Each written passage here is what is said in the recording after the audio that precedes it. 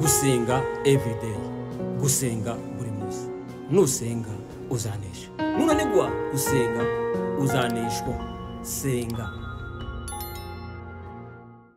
Kaze bakunzi ba channel ya gusenga everyday, nkuko bisanzwe uyu turi kumwe ni Pasiteri Mpazibirego, tugiye gukomezanya n'ubundi adusobanurira ibintu byinshi bitandukanye nkuko ajya tugezaho amasomo atandukanye. Ariyo mpamvu tugiye kwakira Pasiteri. Mumeze mute Pasiteri? Imana iracaturinze turaho. Nkuko bisanzwe rero tugiye gutangira dusenga Imana kugira ngo ituragire mu kiganiro tugiye gukora. Ibyo nyankunda kuvuga, hari igihe ibintu tugiye kuvuga ni ibintu bitigeze bibaho, bitazongera no kubaho, tutazi ibyo tugiye wenda ntago tuzi ngo turuka kuri uno munota tugere kuri uyu nguyu. Ariyo mpamvu hari benshi bari buze kumvamo inyigisho, ibyo turi buze kuvuga byose no kugira ngo duhane ibitekerezo byo gutera imbere. None niyo mpamvu tugiye gutangira dusenga nk'ibisanzwe. Pasiteri, wadusengera? Imana turagushimye, turaguhimbaje, ugize neza uyu mwanya uduhaye kugira ngo tuganire ijambo ryawe, kandi n'ubushake bwawe kwarabifuza kuribona ntibaribone ntibarihabwe, ariko waduteguriye uyu munsi mwiza kugira ngo tuganire amagambo aturuka mu kanwa kawe. Ijambo ryawe riravuga ngo ntabwo umwana w'umuntu azatunga n'imitsima gusa, ahubwo tuzatunga n'amagambo aturuka mu kanwa k'Uwiteka. Ni ijambo watugeneye umunsi wa none kugira ngo rigere ku mitima y'abaryumva, kurica no gusenga everyday, abakurikirana bose ribashe guhembura ubugingo bwabo kugeza igihe uzazira mu izina rya Yesu, amena. Ikaze Pasiteri, noneho niki waduteganyirije kuri uno munsi? Nshaka kugira ngo tuganire n'abadukurikira bene data, abatugana bose ijambo ryitwa kwizera. Kwizera turasoma ijambo ryanditswe mu Baheburayo igice cya 11 umurongo wa mbere turageza kwa kabiri.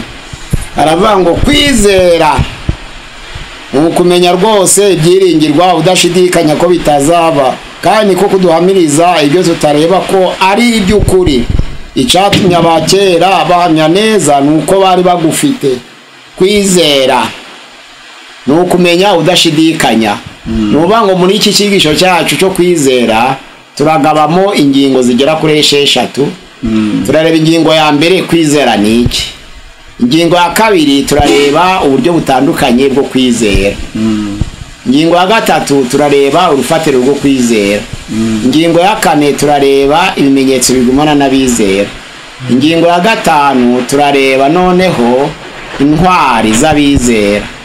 None ingingo ya gatandatu turareba iherezo ryo kwizera, tuzizere duhereze ryari, tunareba n'inzitizi zabyo zatuma bidasohora. Kwizera nk'uko ijambo ry'Imana ritubwira ngo nukumenya rwose ibyiringirwa, udashidikanya ko bitazaba, ngo kandi uko kwizera niko kuduhamiriza ko ibyo tutareba ari ukuri. Hari ku murongo wa 6 Abaheburayo 11 umurongo wa 6 aravuga ngo ndi kwizera ntibishoboka kutizera anezeza Imana. Nuvuga ngo tutizeye ntabwo twanezeza Imana. Kwizera ni ikintu cy'ingenzi. Tugiye kureba kwizera ni iki. Umugabo yashatse kwigisha umwana we kwizera, ashaka kwigisha n'abamukurikira kwizera. Afata umwana we amushira ku gasongero cy'inzu. Aravuga ati undebe. Ise yarahagaze hasi, hari nko igihagararo ca metere 8. Aravuga ati shangaho simbuka ndagufata. Umwana ntabwo yarinze gutekereza, yarasimbutse. Asimbutse agwa mu maboko ya se.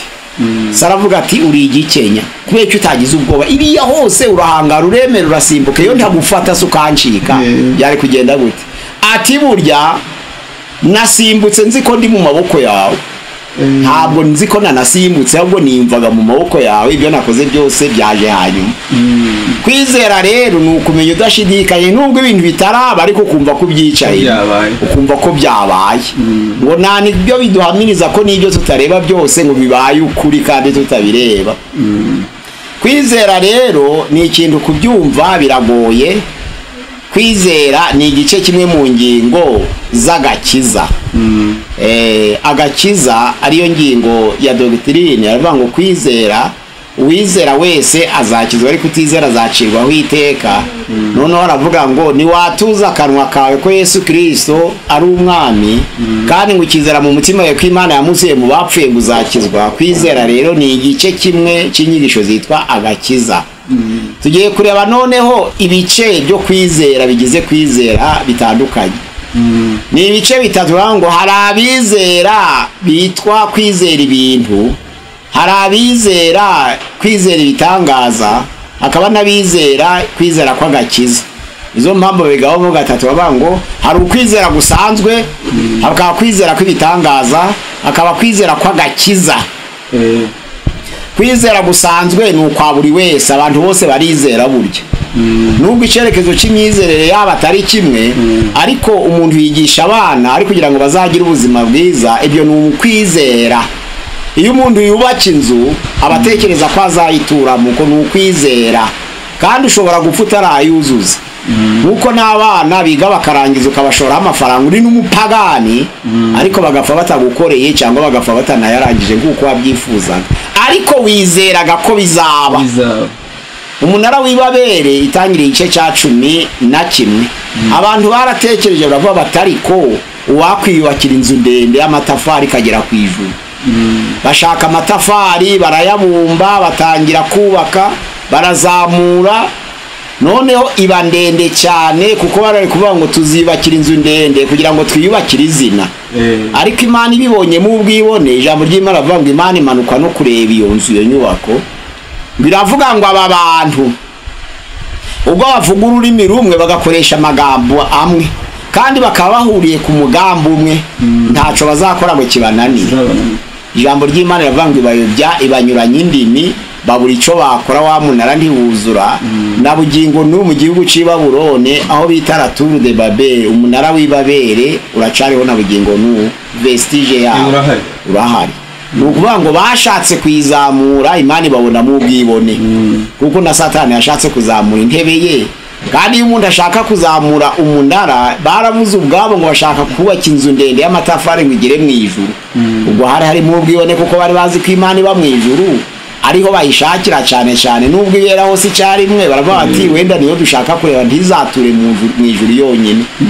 Ubwibone bwari mu mitima yabo bwo gushaka kuzamura ikintu kiragera ku ijuru, Imana ibayobya indimi. Noneho rero kwizera gusanzwe ni uko kwizera ibintu utareba ariko kumva ko uzabisohoza rimwe ntibisohore. Hakaba kwizera kwa kabiri kw'impano. Imana yatanze impano mu buryo butandukanye kandi umwuka wera zigaba uko yishakiye. Mu Bakorinto ba mbere ibice ni 12 umurongo wa 8 kugeza kwa 11 haravuga ngo bamwe yabahaye impano yo ubwenge, abandi baha impano yo kumenya, abandi baha impano yo kurondora, abandi baha impano yo gukora ibitangaza, abandi baha impano yo gusengera abarwayi, abandi baha impano yo kwizera, aho ngaho impano yo kwizera, abandi baha impano yo guhanura, abandi baha impano yo kuvuga indimi, abandi baha impano yo gusobanura indimi. Ngo ariko umwuka wera uzigaba ngo azigaba uko yishakiye, agabira buri wese. Nubango izo mpano ziratandukanye, akabamo yo kwizera. Uko kwizera rero uko ibitangaza ntabwo ariko kwizera gukiza turavuga.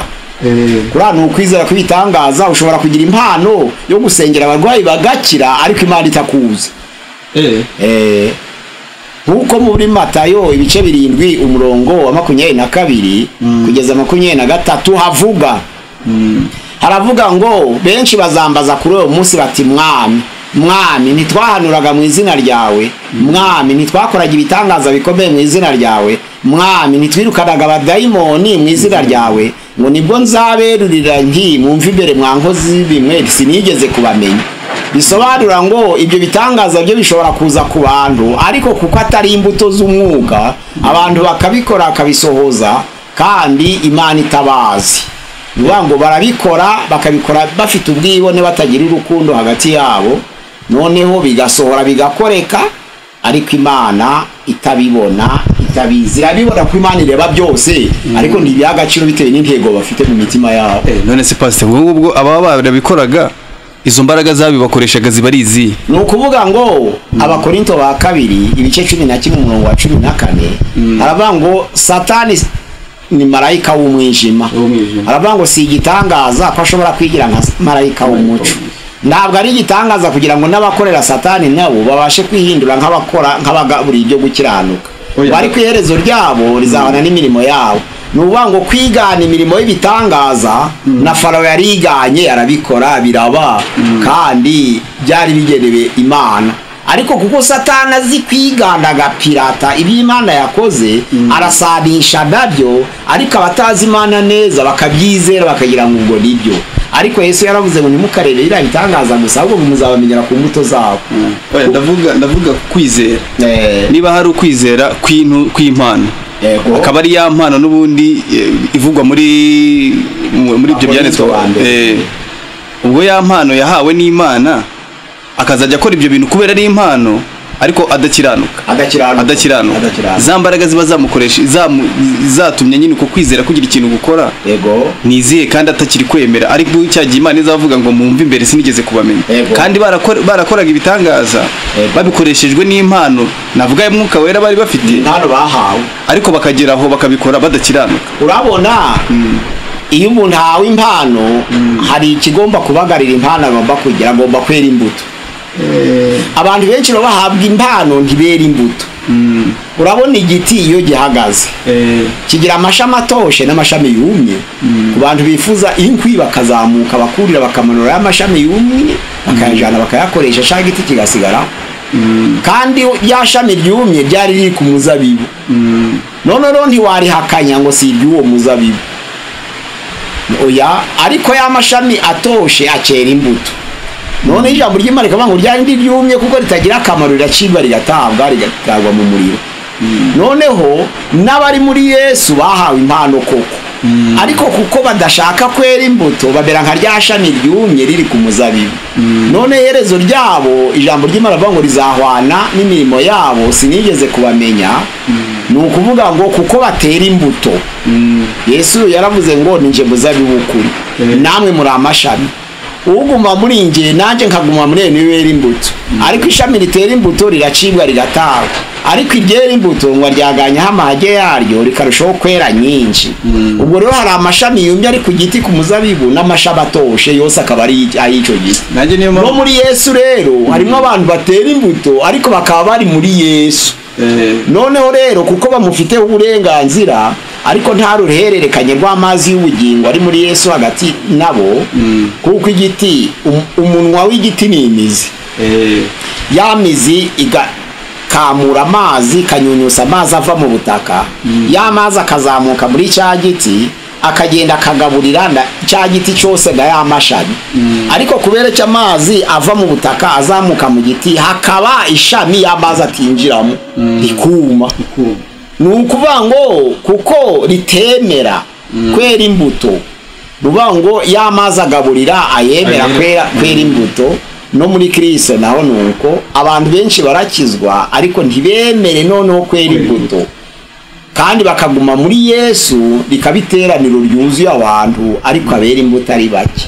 Nanjye niyo mpamvu nyine icyo kibazo nyine nifite, no kuvuga ngo ba bantu batera imbuto barakomeza n'ubundi za mpano zikababaho nkuko zababayemo. Ubwo urumva leta haba ikibazo bya bindi noneho bituma bera izo mbuto niba arabakiza indwara. Ubwo urumva ntago bari bukoreshe za mbaraga tuvuga za Satani, barakoresha za mbaraga yabahaye, ariko Imana ntizazihembera kuko batazikoresheje nk'abere nkuko biri, kandi zigakomeza zigakora noneho bagahinduka nk'ikintu cyitwa ikiraro. Urabona Nyabugogo hari umuntu uvuga ngo turagiye hasigaye umuntu umwe muri bisi kandi tugiye i Nyanza, noneho bazuri kwiruka uri kugira ngo bari kugusiga ugasanga uri wa kabiri, akongera akavamo akajanza ati hasigaye umuntu umwe niwe utihuse turagusize birakurangiranye, ukagira ngo nibyo wazuri kwiruka ugasanga uri wa gatatu, kugeza igihe aruziriza ya modoka ari kuvuga ngo turagusize kandi tugiye i Nyanza, ukaza gutangara ya modoka igiye i Nyanza atanagiyeyo agatangira akazi ku yindi modoka. Nuvuga ngo hari abantu bari mu itorero bameze nk'ibiraro byo kwambutsa ariko byo ntibivaho biri. Ni ukuvuga ngo Imana hari igihe kurekera impano mu buryo bukurikira. Ababwirwa ijambo ryayo ntaco bapfa n'Imana. None niba ufite impano ihaza abantu kandi akaburiyeho nyiri ibyaha niri gukuramo kwirabihanye bariya kandi ntaco bakoze wikari kurekera ngo bakomeze bagaburirwe ariko utazava huye. ni ukuvuga ngo bo nta cyaha bakoze baje kumva ijambo ry'Imana wowe bagaburira wakoze icyaha Imana rero ikarimurekera ngo igaburire bariya kubw'impuhwe ariko weho umere nk'ikiraro kibagaburira ariko kitazavaho kiri ni nka rya shami rero riri ku muzabibu utahakanya ngo si iry'uwo muzabibu kandi ritera imbuto icyo gihe rero nta bugingo ariko imirimo irakoreka nizo mpamvu abantu benshi bakora umurimo w'Imana batera imbuto Yesu aravuga ngo tuzabamenyera ku mbuto zabo Matayo 7:20 hari abantu rero bahawe iyo mpano yo kwizera ariko bakabatizera Yesu kandi bagakora ibitangaza noneho rero ukwizera kwa gatatu ni kuri ya kwizera iby'agakiza bitareba ngo umuntu ni umunyempano bitareba ngo umuntu yakoze ibitangaza aho gukobera ko Yesu Kristo ari umwami kandi ukizera mu mutima we ko Imana yamuzuye mu bapfuye ugakizwa nk'uko Imana yakunze abari mu isi bose ngo byatumye itanga umwana w'ikinege kugira ngo umwizera wese atarimbuka ahubwo ahabwe ubugingo buhoraho nuvuga ngo uko kwizera gukiza gutanga agakiza ntabwo kugendera n'uko impano bibanye byaba byiza umuntu afite impano yo kwizera kandi akizera byaba byiza ariko kenshi ubona abantu bafite ibyo bitangaza batizera Imana abandi bakagira kwizera kurarikira ibintu kukabikora bagakora imishinga igasohora kandi batizera Imana kandi bazi ko ari itanga n'ubuzima butuma bikora ariko akaba umupagani akubaka inzu izamara imyaka 200 kandi akumva ko izasohora Imana ikamwemerera kuzura kuko abyizeye ese pastor ngadutanye ngudukanyiriza iki kintu hari abapastor reka ne kwita abapastor hari amadini atandukanye kuko ijambo ry'Imana ravuga ngo mu minsi y'imperuka hari abazaza biyitirira izina ryanjye banakora yewe n'ibitangaza bafite n'ibyo bimenyetso tuzatandukanyiriza he umuntu ufite kwizera ariko umeze nk'umukozi Imana ikoresha nk'umukozi kugira ngo agire abagaburira ari muri babandi bazabwirwa ngo sinigeze nkumenye tugatandukanyiriza he uwo muntu na wa wundi ukoreshwa n'imyuka mibi wenda reka mbyite gutyo ariko abyitirira Imana wenda akaba nakora niyo mirimo yindi ariko ari imyuka mibi mukoresha ubwo twabitandukanyiriza he icyambere nyanira ijambo Yesu yavuze ibintu byose by'Imana Satani arabipirata ariko ntabwo apirata imbuto nese ubwo wa wundi ukoreshwa wa wundi ufite imbaraga zimukoresha abaye yiganye kuko hari ibintu nsigaye ndeba pastor ugasanga umuntu ashinze wenda tuvuge niba nabyiti itorero idini uko babyita agahita atangira gufata itangazamakuru cyane nyine urumva amakamera akahamagara abantu kuko hari nk'umuntu ugiye wigeze kumbwira ngo arashaka umunyamakuru nabaze se umunyamakuru wo gukora iki ngo umunyamakuru baza kujyana ahantu agiye kujya gufasha yari umuntu ufite itorero runaka urumva niba agiye kujya gufasha akajyana umunyamakuru no kugira ngo ibintu agiye gukora abantu baze kubibona ko yabikoze bigere ku bantu benshi ubwo urumva ni kwagupirata nanone kwagufasha na za mbuto tujya tuvuga none ubwo najya kubikora ndabyumva umuntu ubikorewe wewe nta kibazo na kimwe afite ariko noneho ubusanzwe atajyanye wenda iryo tangazamakuru akaba bikorera wenda yiyitiranya n'abantu bakora iby'Imana agatanga na bya bintu yewe bagafasha abantu bigaragara ko yafashije abantu ariko mu by'ukuri ari umugambi wa Satani noneho rero iyo ari imyuka itatu ikora muri icyo gihe hari umwuka w'Imana hakaba n'umwuka w'umuntu hakaba n'umwuka w'abadayimoni buri mwuka w'abadayimoni umenya umwuka w'Imana n'umwuka w'Imana umenya umwuka w'abadayimoni umukristo rero ufite umwuka w'Imana arakurondora agaba ati wowe ntabwo ari umwuka w'Imana bavuga gaceceka nabimenye akagucecekesha nizo mpamvu umwuka w'uburondozi wari ingenzi mu itorero cyane uvuga mu ijwi rya Satani akakurondora bavuga mu ry'Imana akavuga ati ibyo ni byo ijwi ry'umuntu byo ikora gahunda sinangombwa ngo babirondore ariko iyo wabyivugishije ushaka inyungu nabwo barakurondora icyambere nubango ibyo Imana bihoraho ibyo kwigana bya Satani ntibihoraho ntabwo bihoraho ijambo ry'Imana rirabivuga nubango niba abi bintu muzibukire aba bantu byavuzwe n'umuntu witwa Yuda nukuvuga ngo umwigisha amategeko yaravuze ati niba ibi bintu abantu bakora ni ibyakoze n'intumwa 5:37 kugeza 39 niba ibintu bakora biva ku Mana muzibukire kwica intumwa mu karengane niba biva ku Mana ntimuzabishobora ariko niba ari iby'abantu bizashira. Hari uwitwa Yuda n'uwitwa Teuda bari bazanye ibitero by'abantu barabagomesha. Ijambo ry'Imana riravuga ngo hahise bishe uwabitezanye abantu baratatana. Teuda n'abamwiganye bamwishe abantu baratatana. Noneho Gamariyeli aravuga ati muzibukira abo bantu bitagaragara ko muri kurwanya Imana, kuko ejo bundi Yuda yateranije ikoraniro ry'abantu benshi abashuka bigisha baramwica abantu baratatana. Teuda na baramwigana akora igiteraniro ry'abantu benshi baramwica abantu baratatana. Niba rero ari iby'Imana bizagumaho, niba ari iby'abantu bizashira mutanabirwanyije, ariko mwirinde bitagaragara ko murwanya Imana. Ni ukuvuga ngo ibya Satani biba ari iby'igihe gito, arabipirata bigasa n'iby'Imana ariko bikaba ari iby'igihe gito. Kandi noneho rero babandi bapirata kuko badapirata imbuto bakamenyekana, hakaba n'umwuka w'uburondozi ubatandukanya nk'uko umwuka wa Satani amenya uw'Imana. Noneho rero ubwo buryo butatu bwo kwizera burahari mu bantu. Kwizera gusanzwe ni ukwa bose bita foi naturelle, hakaba na foi miraculeuse y'impano, hakaba na foi salvatrice y'agakiza abantu bakijijwe. Nibwo buryo butatu. Ingingo ya gatatu rero urufatiro rwo kwizera.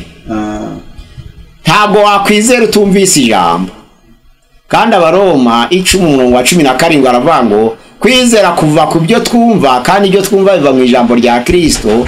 Kandi ku murongo waho wa 14 aravuga ngo mbe bakwizera bate ntawe ababwirije, babwirizwa bate ntawe gutumwa wabonetse. Ni ukuvuga ngo kuba hari uwagiye akababwiriza mu ijambo ry'Imana niho hava kwizera. Noneho rya jambo ry'Imana rigahinduka urufatiro rwo kwizera. Abantu rero bizeye babonye ibitangaza batandukanye n'abizeye bumvise ijambo.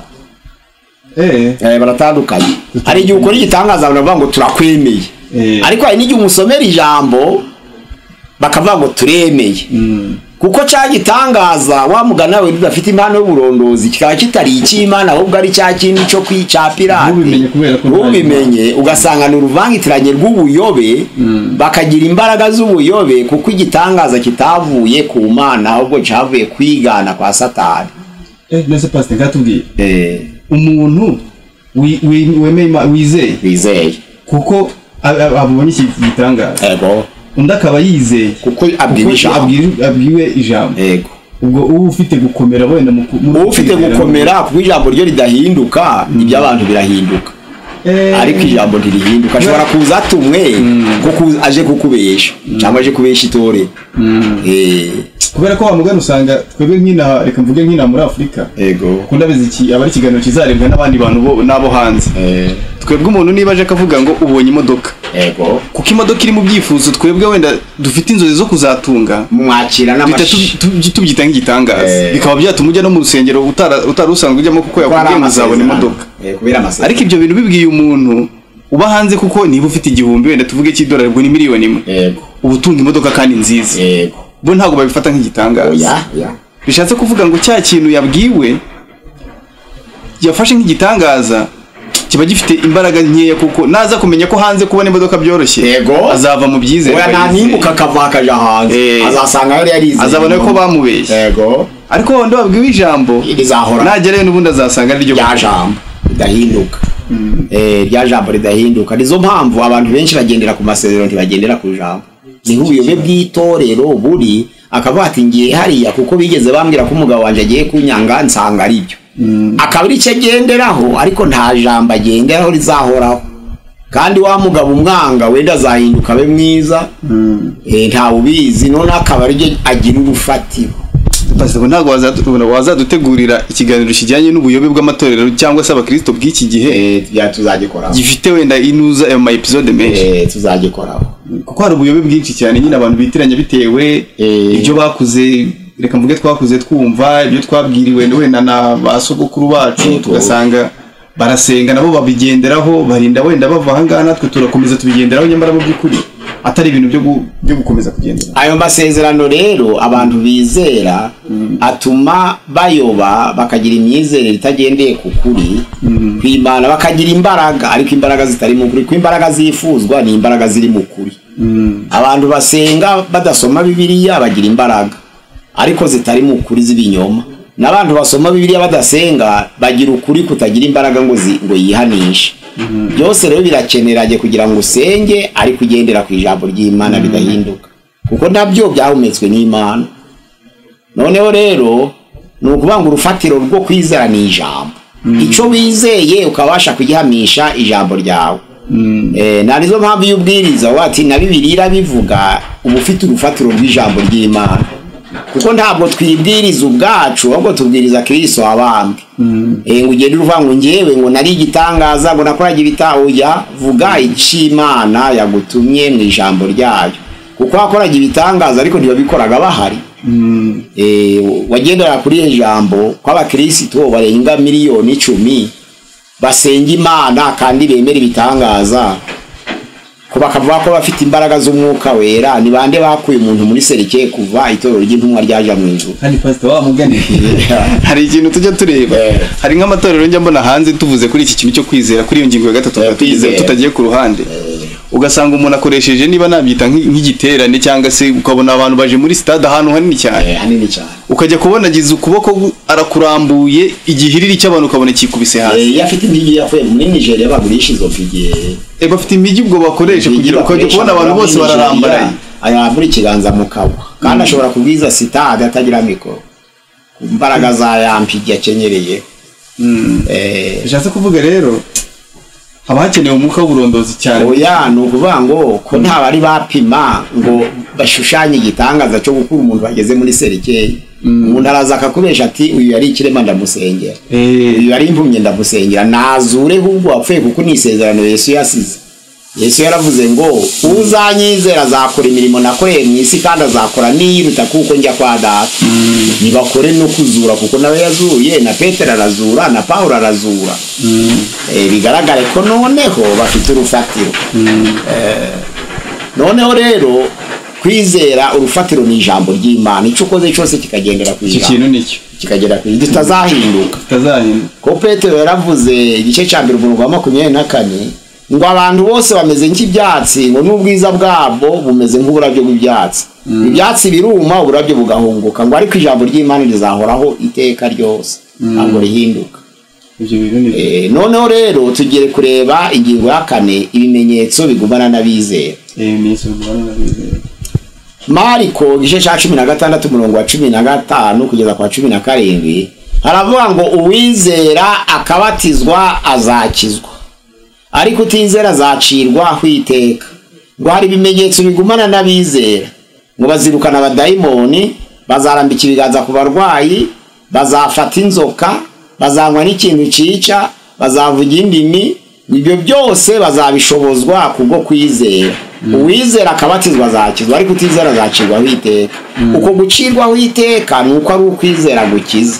Noneho iyo byabitangaza biherekeje uwizeye Imana biba byiza, ariko hari igihe twumvise ko hari igihe biherekeza n'utizeye Imana, akaba ariho haza kubikibazo. Satani nawe pirata bikaherekeza n'utizeye Imana, ariko igize amahirwe bikaguherekeza kandi wizeye Imana birakeneye kuko ari isezerano.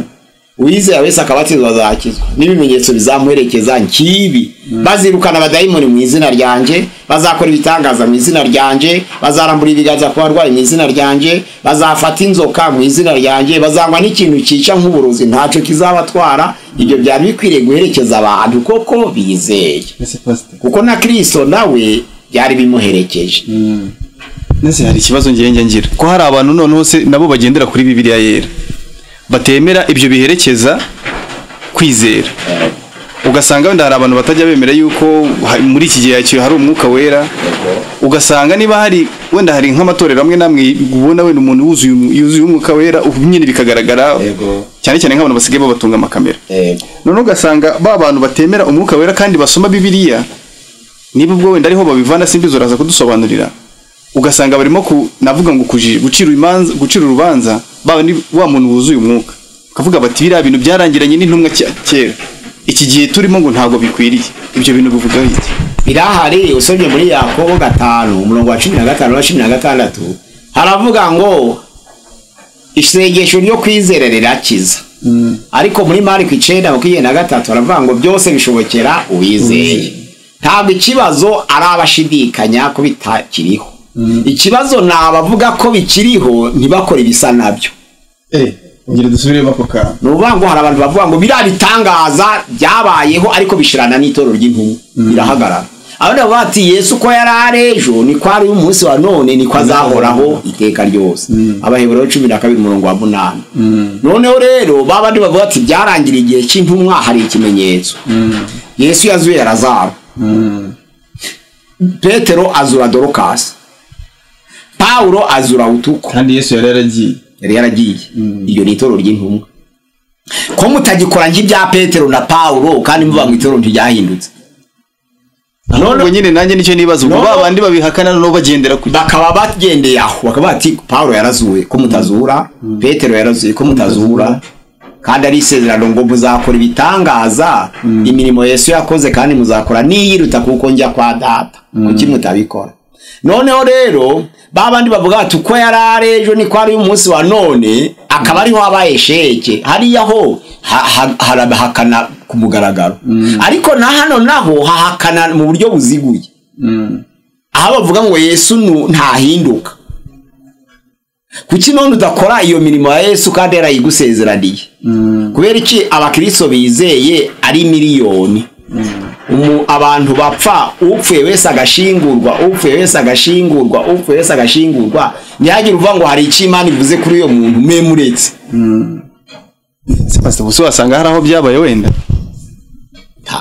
kuki bakivuga Petero iyo habaho byabaye baba baratuje bakaruhura Petero na Paulo bakaja kurabo narinzi ko babantu nyankunda kumva cyane nk'abanyanigeria hari ibintu byinshi wumva bavuga bakoze narinzi ko nk'icyo nacyo ari ushobora gusanga barayabo ni impigi iyo bibi by'Imana bari kuza bakavuga nk'uko Petero na Paulo bavugwa ariko noneho rero suko bitakoreka ngo abantu be bazura apfuye abantu bamuzura bujuje iby'Imana isaba ariko itorero rifite ikibazo cyaho n'abanyempano ubwabo badakundana rero iyo abantu badafite imbuto nta kintu Imana yakwemera kubakoreramo ngo kigaragare cemeza abantu kuko badafite imbuto uzarebe nko mu itorero ry'iki gihe nta muhanuzi wishimira undi muhanuzi ngo amusange amubaze uko bahanura cyangwa uko abona iby'Imana ahubwo barapingana bagasa n'abahanganye umwe agarashaka kwereka abantu ko ari urutwite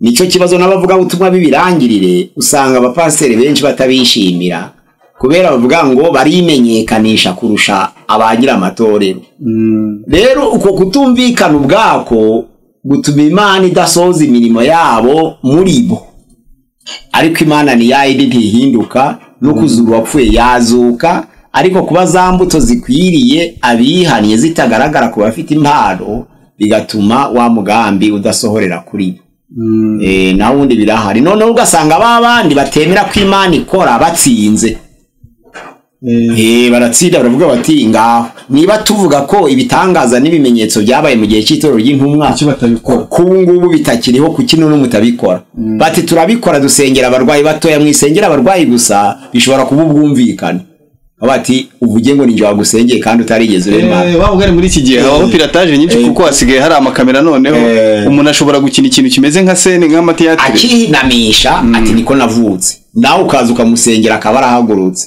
ngo mwereka abantu ariko atarigeze arwara asa mugani nanjye hari ikibazo nge hari abantu benshi njya mbona ku mateleviziyo hari abo baba basengeye ako nyine wenda nuko wenda ntawe nziranye nawe ni bafite imbaraga z'Imana kuki mu myaka irenga 100 batasengera umuntu uri muri serikeye ngo avemo yandikwe ngo itorero kanaka rya Restoration Church ngo yarari muri serikeye ngaba batemwe bari barangije kurira nimva ngiye twayiguze ariko cyangwa twari twarangije kumushiramo umuntu araza ati bemuretse hari Imana ivuze akamusengera akabavuyemo ako hari ibintu maze iminsi mbona ku makuru nkumva ngo bari bagiye gushyingura umuntu ako hatarimo ibintu by'amadini n'iyobokamana ngo bagiye kumushyingura baza gusanga ni muzima. Iyo ni maji cyangwa n'ubwoko bw'uburwayi aba yari afite kuba batamenye neza ku mwuka wavuyemo, kuko abantu baja muri koma bagaceceka. Bivuze ko ubwo rero hari abantu dushyingura bari bazima, mbo bashobora kuja muri koma bagaceceka. Byari byiza ngo igituma bavuga ngo morgue ni ingenzi, abanze kunyura muri morgue kugira ngo dogiteri noneho nyirabyo uzi ko yavuye mu mwuka cyangwa akamenya n'icyamwishe abanza arebe. Mwe gupfa gushingura gusa ubwo ndahanyure kuri morgue. Iyo ni ingingo ya 4 twari turiho. Ni ingingo ya 4 y'ibimenyetso bigumana n'abizera. Ingingo ya 5 rero ni intwari z'abizera. Twavuga nka Aburahamu na Mose. Muri ijambo ry'Imana Abaheburayo ibice 11:24 kugeza 26 haravuga ngo kwizera niko kwatumye Mose amaze gukura yanga kwitwa umuhungu w'umukobwa wa Farawo amaze gukura, ngo ahubwo ahitamo kurenganwa n'ubwoko bw'Imana ngo aburutisha kubara igihe gito cy'umunezero w'ibyaha.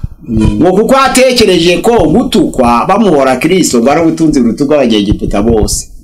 Ngo kuko atumbiraga ingororano agiye kuzahabwa. Bisobanura ngo kwizera ni ukugira icyuha agaciro kuruta icyo ufite.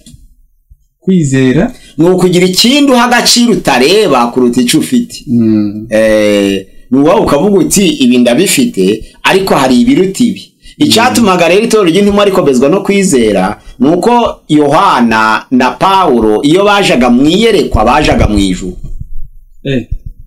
Kwerekwa. Yagera mu ijuru akareba ubwiza bwaho. Yohana akavuga ati mbona ijuru risha, mbona intebe isinja, mbona umwami Imana yicaye ku ntebe y'icubahiro, mbona bera bahagaze imbere ye. Noneho mbona umwana w'intama iburyo bwa se, noneho mbona ubwiza bw'ijuru. Noneho yamara kubibona mwiyerekwa ariko atavuye aho ari kubwo kwerekwa agatesha agaciro iby'isi kuko ahifuza. Paulo akavuga ati nzi umuntu wazamuwe agera mu ijuru rya 3. Niba yari mu mwuka simbizi, niba yari mu mubiri simbizi, ico nzi bizi Imana. Hahise imyaka 14 kuba none hakubita akajisho mwiyerekwa akabona ubwiza bwaho akanga kuzahahomba kubera inyungu z'isi, nibwo ashoboraga gufutura ngo ibyarinda mu yanje nabitekereje ko ari igihombo kubwo kuronka biriya Kristo. Nibyari inyungu nabitekereje ko ari igihombo kubwo ubutunzi butagira akagero ariko kuronka Kristo. Ngo kubwo natekereje ibyange byose ndetse mbibona ko ari amase kugira ngo mbone Kristo. Igituma yarabashaka kugereranya cyo nuko yabaga yarahageze akabona ubwiza bwaho akabona araho ataraho guhomba.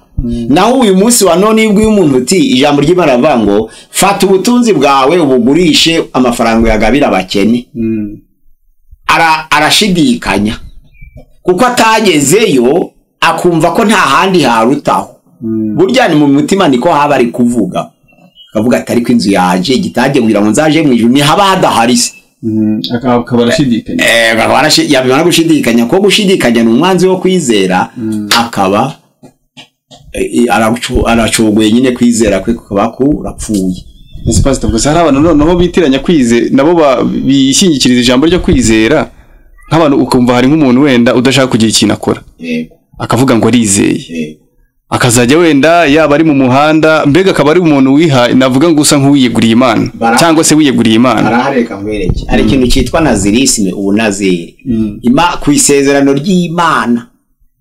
Imana ikavuga ati ndagutoranije wowe, ariko iryo jwi bishobora kuza muri pirateri naryo nicyo kibazo none. Ariko iyo rije ari ry'ukuri kakuri Imana ikabwira Samusoni cyangwa Yohana umubatiza ti kuri wowe ntukarya ibyo kurya bitetse, uzatungwa n'ubuhura n'inzige zo mu ishamba, uzatungwa n'ubuki n'ubuhura.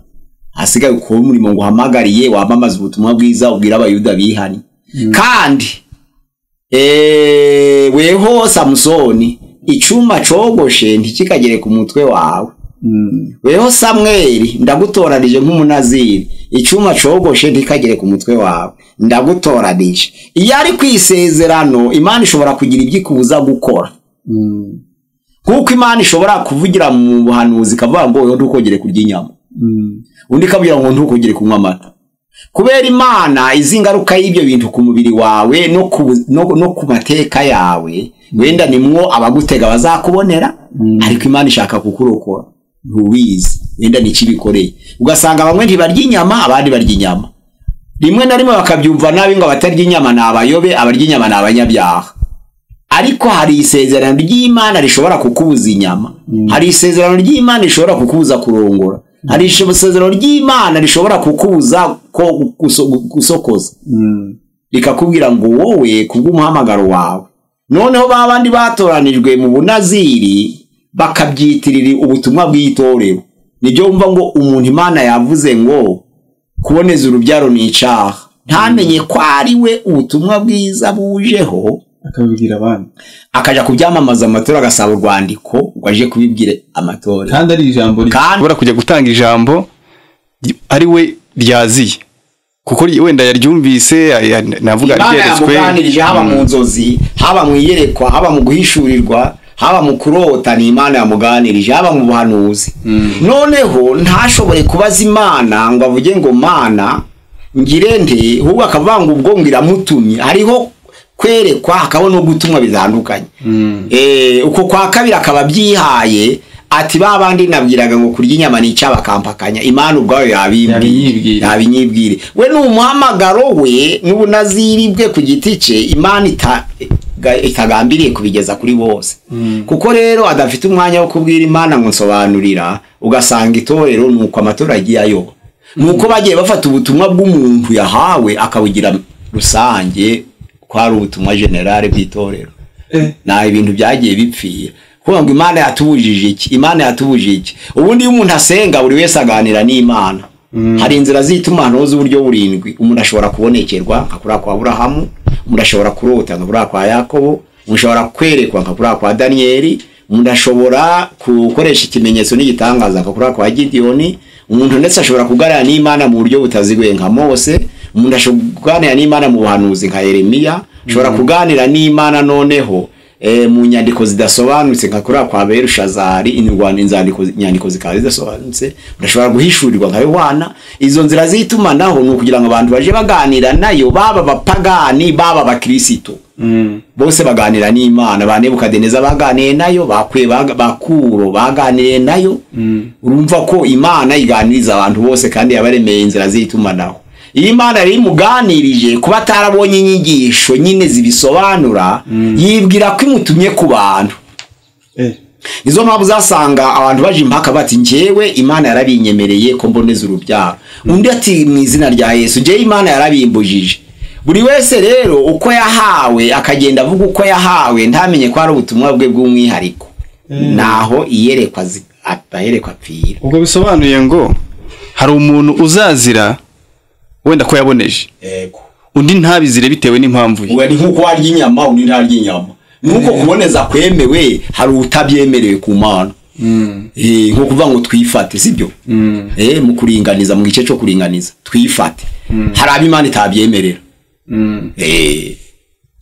None ubwo ngose twashyira he ibyiciro by'aba bantu bagiye babaho biyise niba nabita intumwa, intumwa. Uri kubona nka ba Madame White, ba Mireri, aba ba Muhammadi, ubwo bo si wasanga hari amayerekwa bageze ku giti cyabo. Amayerekwa barayabonye, barayabonye, ariko akaba ari nk'umwihariko. None akabigira ubutumwa bwa bose. Niyo kibazo kiri nka ntuza nka Charles Taze Russell, yeretswe ko intambara Yesu azagaruka kuri 28 z'ukwezi kwa karindwi 1914. Urumva kumba ari intambara y'isi izatangira. Hari ico yabonye ariko kudakura, arabyitiranya. Kandi ushobora gusanga abantu bakibigenderaho muri iki gihe bikomeye cyane. Nuko ubwo munsi bageze ntaze, noneho akaba deception, kuzinukwa. Ako muri mugatabana ko kitwa niba ari intambara ikomeye. Sinibuka ahantu nabonye bishobora kuba bari barapreshije ngo umunsi runaka biriya mu Mirere. Mirere watangiye itoro ry'Abadventiste basenga ku cyumweru. Yavuze ko Yesu azaza kuri 21 z'ukwezi kwa gatatu 1843. Ntiyaza. noneho haba deception nicyo cazanye kwitandukanya kw'abadivantiste b'umunsi wa karindwi n'abadivantiste b'icumweru. Ahubwo se mugani pastor.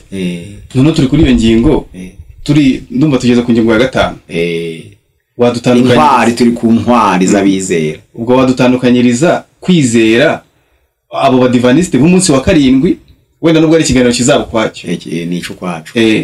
Abo umunsi wa karindwi aho batandukanira nabo abandi nyine nuko bagaye bagize deception. Abo umunsi wa karindwi bahuye niyo deception yo gutegereza ntihaze.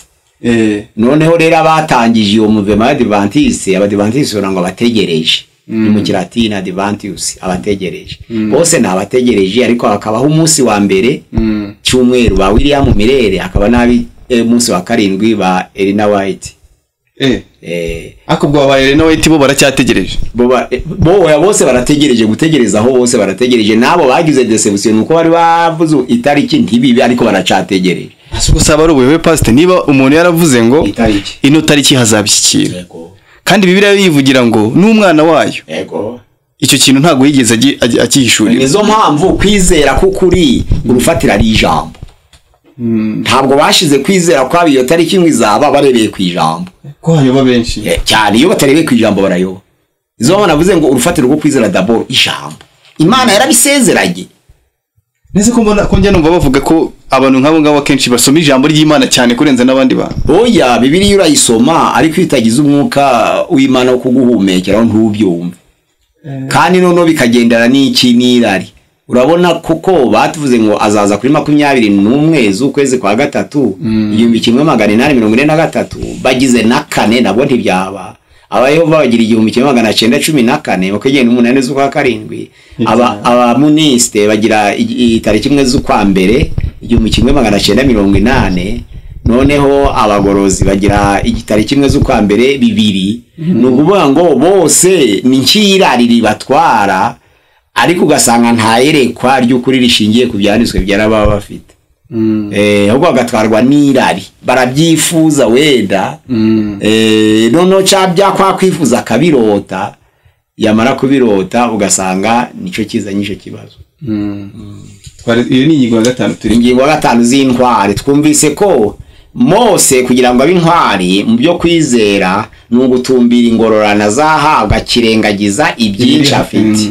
Urabona ubutunzi bw'Umwegiputa yari umwana w'umukobwa wa Farawo by'ukuri wemewe, ariko ntiyabiha agaciro kandi ari byo byinshi, kubera hari icyo yari yarabutswe kitari ibyo azahabwa.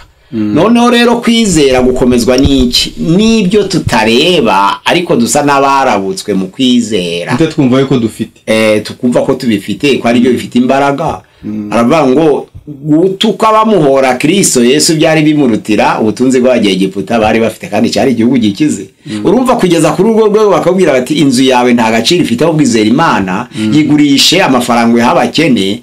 Nuko hari icyo buri gutumbira abandi batareba bakakwita umusazi. Ese ubwo hari ikibazo kiba gihari aho ngaho. Niba tuvuga ko kwizera ni nko gufata ibintu bidahari. Yego, ariko ukabyemera ko ari ukuri. Yego. Nanone ijambo rigahindukira bimeze nk'irimo filozofi rikavuga ngo nanone umuntu kwizera kudafite imirimo kuba gupfuye. Ubwo se aho ngaho ntibita bisobanura ko wa muntu warebye bya bintu atari kubona. Yego. Agahita atangira gukora ikintu gituma bigeraho. Ubwo ndavuga kuri iyo ngingo wenda nk'abatunzi muri iki gihe. Ugasanga umuntu wenda afite ashaka kuzakora business yo gucuruza wenda n'urugero kenkayori, akabitekereza akakanya abiri kubira mu bitekerezo bye, agatangira kubipanga. Business akayikora wenda ikazagera higacamo akabakora cyane. Ubwo umuntu ntazicara akavuga ngo ngewe se nabigezeho ibintu kubera kwizera, nabigezeho kubera nakoze. Oya, nukuvuga ngo nabizera Imana bategeka gukoraho ni inshingano ya buri wese. Uwizera kore, kandi yabo ry'Imana bavuga ngo turabasuhuke nabimukira kwa Inose, ngo ariko dukorera isi nk'abazayituramo ariko tutazayiragwa. Nuvuga ngo ibyo kurya byacu tubikorere. Ubundi hari n'abandi baza mu zina ry'abanaziri abati Jibana yambujije guhinga, Jibana yambujije no korora, irambwira kandi ngo izantunga, kandi ndiho. Uw'Imana yabwiye by'ukuri ugasanga ameze neza. Uwiganye uwo ugasanga arasabiriza afite imitwe akoresha ahubwo ku kantu hari uwigana ati umuntu yirirwa aragenda gusa bamuhe adakora we ntamenye ko wari isezerano kwizategeka ngo bamuhe noneho we kuko itazategeka atari mu isezerano rye yamwigana akabona ntibyemeye bitakwemera agashaka inzira nono z'uburiganya ngo zibisohoze ashobora kuza akakubwira ati Imana irambwiye ngo nutama 10,000 izaguhana wahinda umushitsi ukabimuha akabyita ko bije mu nzira za wa wundi we kuko Imana ibirimo igatuma n'ababa yamujanira atanabagezeho biratandukanye. ubwo no kuvuga muri iki gihe turi mu gihe cy'abantu twigana abandi mu mihamagaro yabo mu by'ukuri atariyo yacu. Noneho rero Aburahamu Abaheburayo igice cya 11:8 aravuga ngo Aburahamu amaze kumva umuhamagaro ngo yahagurutse agenda atazi yaje. Nuvuga ngo mu muhamagaro w'Imana kwizera kwatumye Aburahamu yumvira umuhamagaro arahaguruka agenda atazi yaje. Nuko burya yabonekerwaga buriya utagira iyerekwa wagira gushidikanya ariko Aburahamu yabonekerwaga ibizaba agahuguka atazi yaje ariko akabazi ko azagezwayo no kuyoborwa.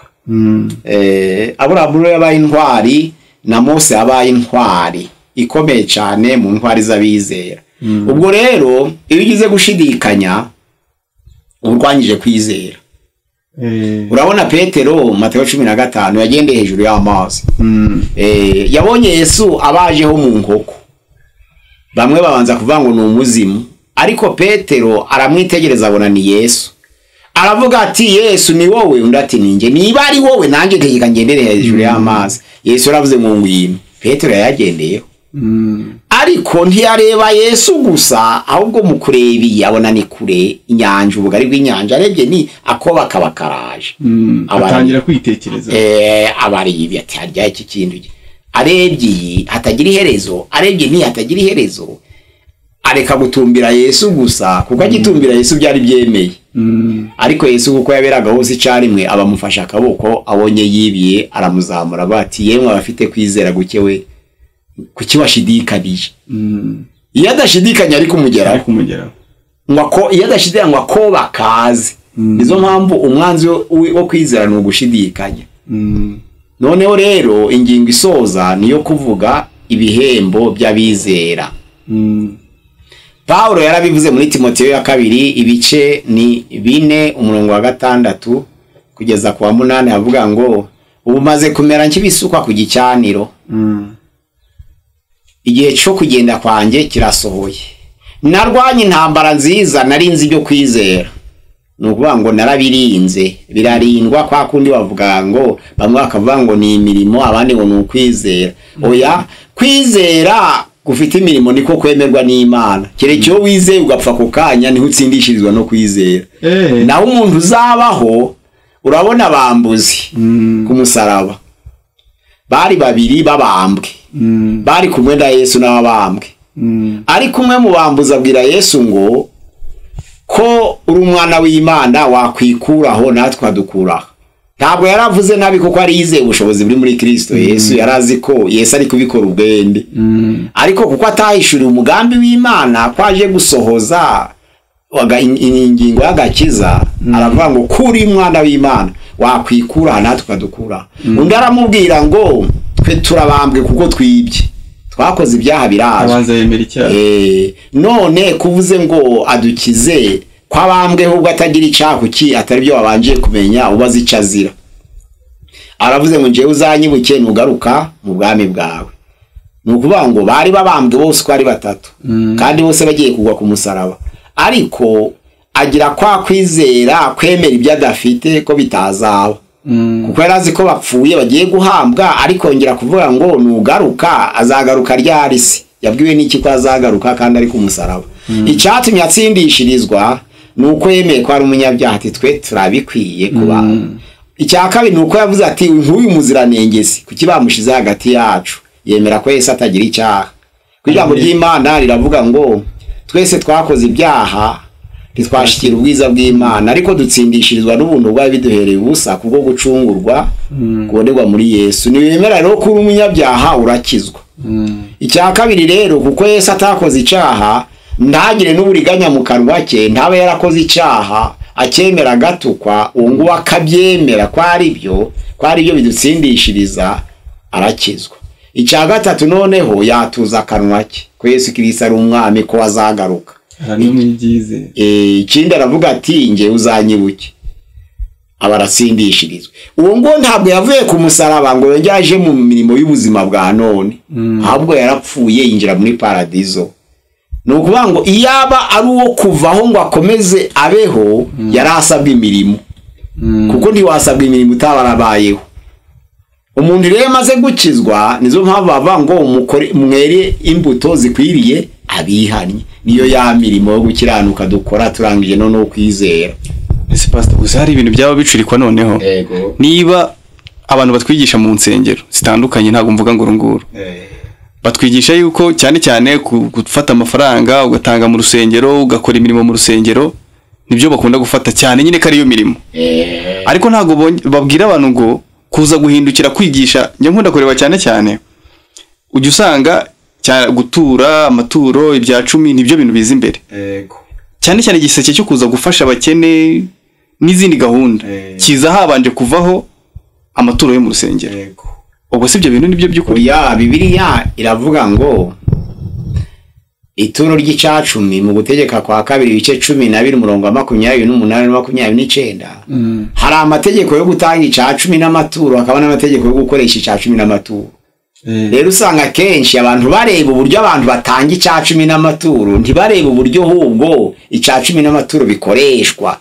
Abasubira haro babireba haraho babireba ariko nuko byababuza wende inyungu kuko ijambo ry'Imana rivuga ko icacumi gisangira abantu bane yari icacumi cy'ukuri gisangira umutambyi kandi umutambyi wemereye kurya ku icacumi nuwarahiye ko atazagabana kuri gakondo yase.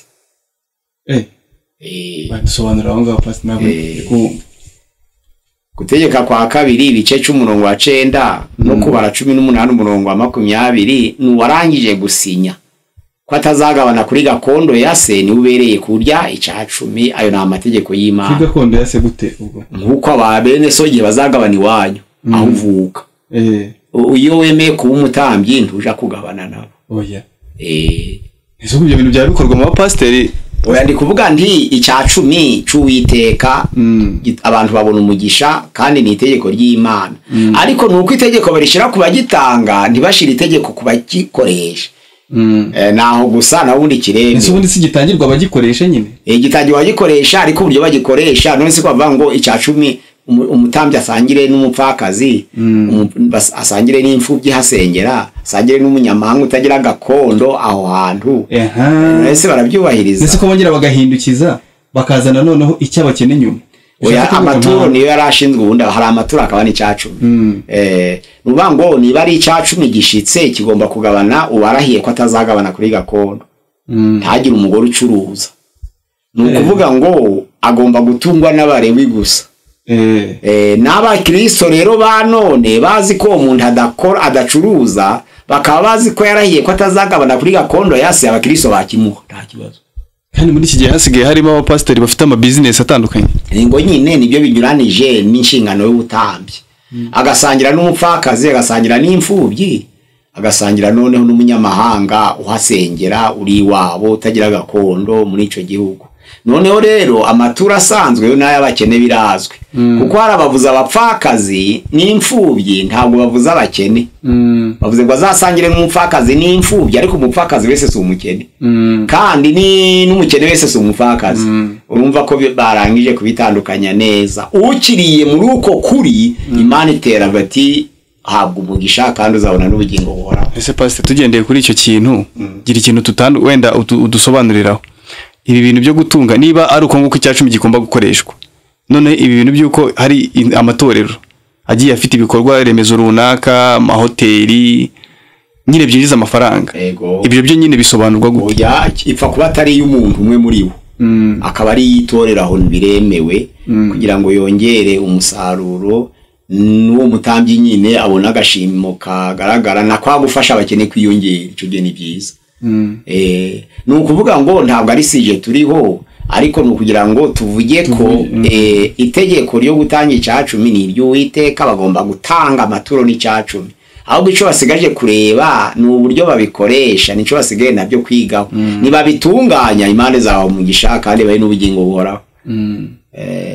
None yo kwizera, iherezo ryo kwizera, Pawulo yaravuze ngo narinzi ibyo kwizera kwanje, ibyo narizeye byose narabihawe.